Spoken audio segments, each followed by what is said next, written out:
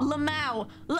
Lamau? You know what? No, I'm not taking this from you anymore, Daniel. I'm not doing this. We're not doing this anymore. You know what? No, actually, I think you'll find I have something to say to you right now. If you don't mind, Daniel, you've made a huge mistake. And I think you'll find that's because actually I also have something ready. I just have a small thing I want to say to you, and it's called How I Plan to Kill You, RTGame. I didn't have this ready to go. This just came out of my soul. So first and foremost, I really just want to impress upon you how much you've really messed up. This is presumably what you look like. I don't know. We haven't met up in a few weeks, so I've kind of forgotten. You really don't leave an impression on many people. You thought I wouldn't make sure everyone would notice, huh? You thought you could come into my twitch.tv/Rin Penrose live chat and say Lamau? Lamau. Lamau. You thought I wasn't gonna publicly name and shame you. You've done this to yourself. You've done this to yourself. You are, well, we're all already in the process of dying, but you're just a little bit further along it than the rest of us. You're probably not scared, but this is mostly out of naivety in the absence of any real courage. It's not to do with any, like, actual bravery you possess, but more so due to the fact that you are constantly fucking around, and today's gonna be the day you finally find out, my man. And, you know, just so you do remember how afraid you should be, they used to call you the Drift King back in college, buddy. A title that you have not held in 9, going on 10 years, and one I don't see you reclaiming via legal means anytime soon. Alright, calm down now, it's too late for that. How am I gonna kill you? Well, step one is that I'm just gonna punch you really hard. Now, you know, that's what it's gonna look like. Naturally, I'm not gonna be fucking around in the same way that you do. You know, you have this whole elaborate plan, you know, spiritual killing this and that, whatever. I know you can bleed. And if you bleed, I can kill you. It's that easy. It's that easy. I mean, the problem with your plans, Daniel, is that they are incredibly elaborate while it's also being so poorly planned that it makes me wonder if you ever went to college in the first place. And you know, you can talk about the psychological or metaphysical effect all you like, but the world you currently live in runs on pain, and I fully intend to capitalize on this. I do know all of your weaknesses already, physical and cognitive. I do have a list. Let's see, lungs. I mean, we already know. We knew that. Gambling addiction. We already knew that. Another one of your weaknesses, sliding puzzles. You're not very good at sliding puzzles. And if you think that's a weird thing to have noticed,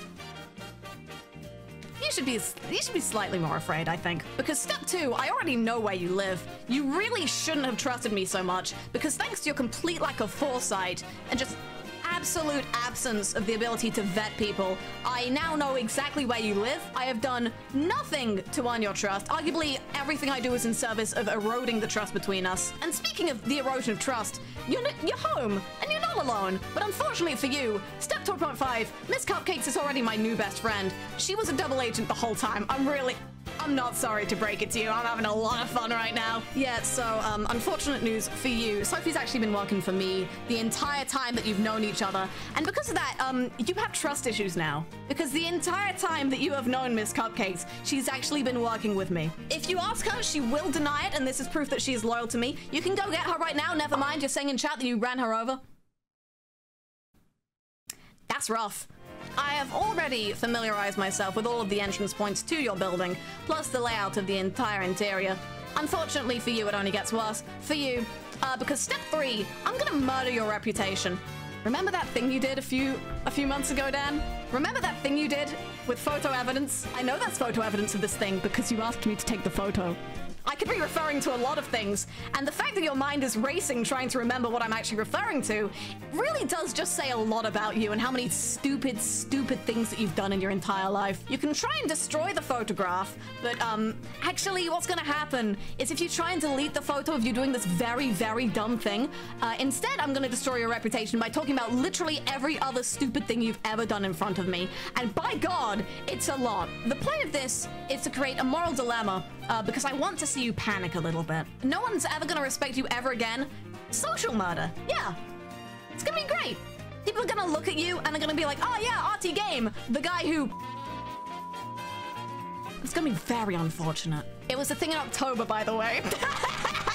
You know what it is now. You don't want this coming out. And now, step 4 is very interesting for me. You beg for your life. You might use phrases such as, oh, please, Rin Penrose, please spare me. Please don't send me to hell where I'm definitely going. Or, no, don't kill me, please. I'm just a little 20-year-old mama. That does sound like something I'd say, regrettably. I feel like regrettably, you can add the word regrettably to the end of most of the sentences you're about to start saying now. Because step 5, I've actually already killed you. Whilst you were distracted, I actually had Sophie sneak into your office and put some arsenic in your mug. Statistically, you have about half an hour left, although that does depend on when exactly you last had a drink. If you would still like to do the begging for your life thing, I am available. You know where I am. I know where you live. I know where you live. I know where you live. I can give you one final piece of reassurance, and that is that, yeah, that's oomph. I will be, you know, Marine's not going to be inconvenienced by this at all. She's coming to live with me. So really, this does just go to show that the absence of you in this world really doesn't change that much in the long term. Step 6, and you might want to brace yourself for this one because actually I'm RTGame now. There we go. This is an example visual. Just imagine the complete opposite of this, because in a few weeks I'm going to be flying out to Ireland because once again, I know where you live. I'm going to be hacking into your PC by... Your password's probably Bellatra or something. I'll figure it out. I'm going to be taking control of all RTGame associated accounts, your YouTube, your Twitch, your secret Tumblr, which I know you have because you're in the Onceler fandom. So thanks for coming to my RT talk where I actually talk about destroying RTGame. I do it a lot. Please nobody call the police. It's less fun if you do that. A reminder to Daniel that you are not the only one here who poses a threat. And see you next month, bud. I'll book the tickets later.